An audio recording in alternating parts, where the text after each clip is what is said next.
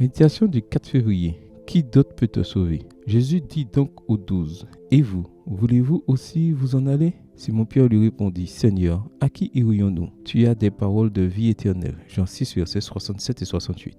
Le Seigneur Jésus était au sommet de sa popularité. Les foules se déplaçaient de lieu en lieu pour l'écouter, mais le cherchaient aussi pour le repas miraculeux des pains et des poissons. Alors que le peuple se rassemblait, Jésus a fait une déclaration qui en a offensé plus de. « Si vous ne mangez pas la chair du Fils de l'homme, et si vous ne buvez pas son sang, vous n'avez pas de vie en vous. » Jean 6, verset 53. Comment? Il voulait qu'il mange sa chair? Sa demande était folle. Il est évident que Jésus a été mal compris, car il ne voulait pas qu'ils deviennent cannibales, mais qu'ils acceptent son sacrifice rédempteur en leur faveur. Beaucoup lui ont tourné le dos, trop aveuglés pour voir son ministère salvateur. Dès lors, beaucoup de ses disciples sont retournés. Ils ne marchaient plus avec lui. Verset 6. Alors Jésus a demandé aux 12 si eux aussi voulaient s'en aller. Ce à quoi Simon-Pierre a répondu, « Seigneur, à qui irions-nous? Tu as des paroles de vie éternelle. » Verset 68.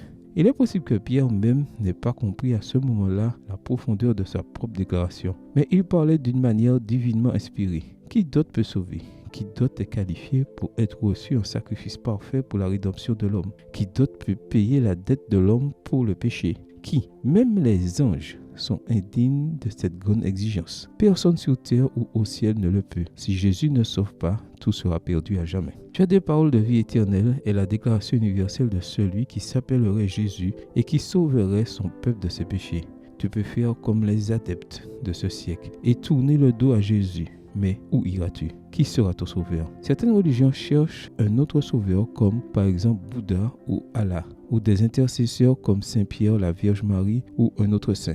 Mais la Bible dit que Jésus seul a les paroles de vie éternelle. Il n'y a pas de sauveur ou d'intercesseur en dehors de lui. Sa parole te rappelle, car il n'y a sous le ciel aucun autre nom donné parmi les humains par lequel nous devions être sauvés. Acte 4, verset 12. Mon cher ami, je t'invite à réfléchir à ce fait. Il se peut que tu cherches le mauvais moyen de te sauver. Prends donc un moment pour considérer Jésus comme ton seul sauveur. Ne laisse pas l'ignorance ou les préjugés t'aveugler. Ne néglige pas, comme les hommes d'autrefois, le plan de salut qu'il propose. Ne t'éloigne pas de lui et ne lui tourne pas le dos, car il a les paroles de vie éternelle et tout est par sa grâce. Amen. Bonne journée à vous et que le Seigneur vous bénisse.